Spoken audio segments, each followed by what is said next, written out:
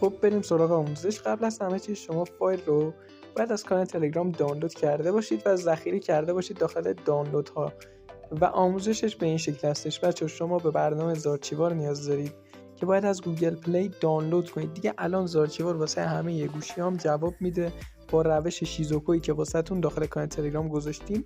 لینک همونم زیر همه فایل هامون میذاریم. آموزش شیزوکو. خب شما واسه یه جایگذاری فایل هاتون به برنامه زارچیوار نیاز دارید. وارد برنامه زارچیوار شید، وارد پوشه دانلود ها میشید. خب هر فایلی که از تلگرام دانلود کردید و داخل این پوشه واسهتون نشون میده. خب ولی آموزشش اینطوریه که بهتون میگم. روی همون فایلی که دانلود کردید کلیک کنید. حالا به عنوان مثلا من این فایل رو دارم، فایل های دیتا، که این آموزش مناسب فایل های دیتایی هستش که داخل کانال تلگرام واسهتون قرار میدیم. کانال تلگرامم هر فایلی که دیتا باشه آموزش خودش جداگونه، یعنی آقا این آموزشی که الان زیر فایل گذاشتیم مناسب همون فایله. رو همون فایل کلیک کنید، استخراج آیکون فعلی رو بزنید. از شما یه رمزی میخواد. شما این رمز رو باید از کجا پیدا کنید؟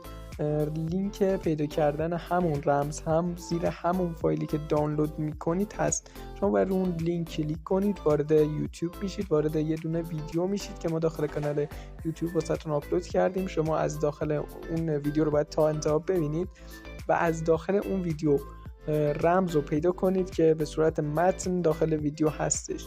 باید ویدیو تا آخر ببینید، رمز رو پیدا کنید و برای استخراج فایل استفاده کنید.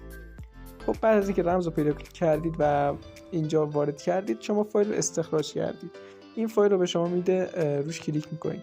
اینجا شما این فایل رو کپی میکنید، میاد بیرون، میرید پوشه اندروید، پوشه دیت های گوشیتون، میایید پایین پوشه پابجی موبایل رو که عکسش هم روش هست پیدا میکنید. بله ایناش روش کلیک کنید. اینجا این پایین رو میزنید و پذیرش برای تمام فایل ها و جایگزین رو میزنید. من قبلا این کارو کردم و اگر الان این کارو کنم ممکنه فایل پچ بشه و خراب بشه. یه نکته آخری هم که هستش بچه‌ها، واسه بعضی از گوشی‌ها که اندرویدشون بالا هست 13 14، حالا این قسمت واسهشون قفله و نداره، مثل خود من که دارم از شیزوکو استفاده میکنم که دسترسی کامل رو به پوشه پابجی موبایل به من میده و راحت این دوتا فایل واسم بالا اومده. شما شیزوکو رو میدید از گوگل پلی دانلود کنید. آموزش خود شیزوکو رو هم واسهتون داخل کانال تلگرام گذاشتم که لینک آموزش هم زیر همه فایل های چه دیتا چه او بی بی، همه فایل ها زیرشون آموزش شیزوکو رو واسهتون میذارم که برید ازش استفاده کنید. بتونید به زارچیوارتون دسترسی بدید که به فایلاتون دسترسی داشته باشه و با خیال راحت فایل ها رو کپی کنید و لذت ببرید. یادتون نره زارچیوار باید حتما نسخه گوگل پلی باشه، نه هیچ نسخه دیگه. اینم مود شدهش، نمیدونم چی شدهش، هیچ کدوم.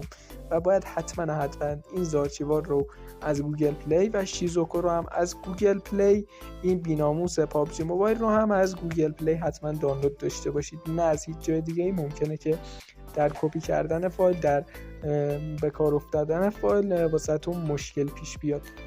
پس این نکات رو رعایت کنید و امیدوارم که از کانال ما لذت ببرید و از فایل ها.